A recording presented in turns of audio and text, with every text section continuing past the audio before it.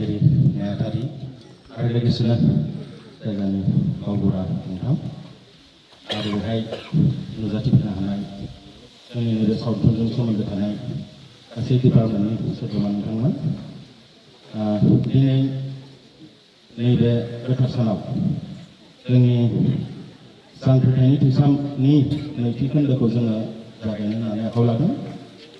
बे सावथुनखौ चक्र सिंह मुसाहारि बिथाङा प्रडिउस खालामदोंमोन, अर्गेनिकखौबो बिथाङानो खालामदोंमोन। बेनि थाखाय गिबियावनो आङो बिथांनिसिम रोजा रोजा साबायखर बावदों।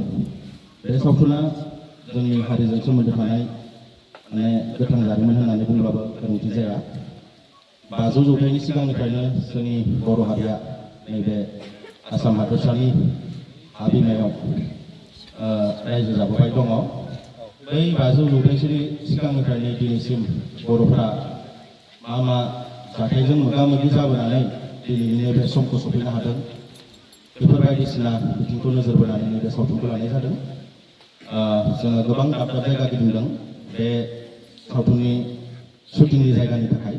नागिरै जों जेब्ला नैबे थाइगेदन्द जायगायाव सफैबाय अब्ला जोङो बे गामिनि खायसे नुथायफोरखौ नुनानै जोङो सावथुनजों गोरोबनाय बायदि मोनबाय, जायनि थाखाय जोङो नैबे जायगाखौ जोङो सावथुननि गुबै जायगा हिसाबै जोङो सायख'बाय।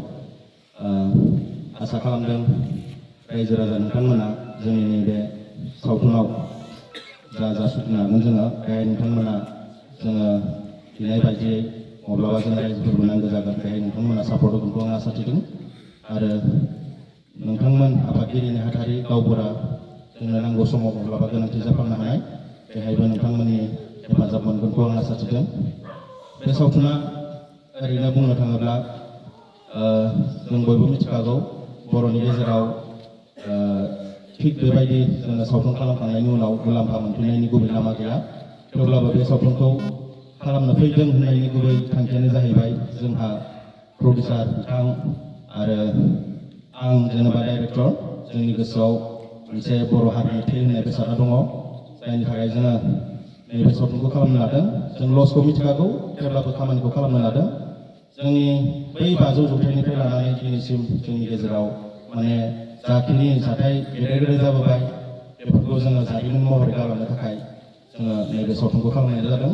नङाब्ला जोंनि जारिमिना ओरैबायदि जालांनो हमदों, माने दिनै एसे गाबोन एसे गोमालांगासिनो दङ।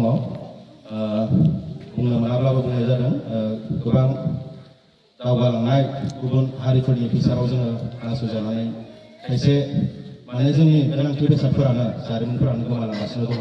जाहाथे जोंनिया इयुननि उन जोलैफोरा जोंनि जारिमिनखौ मोजाङै मिथियो, मा समाव मा जादोंमोन, हारिया माबायदि स्ट्रागल खालामनानै नैबे थासारियाव सफैबाय बेफोरखौ जाहाथे इयुन जोलैया मिथियो।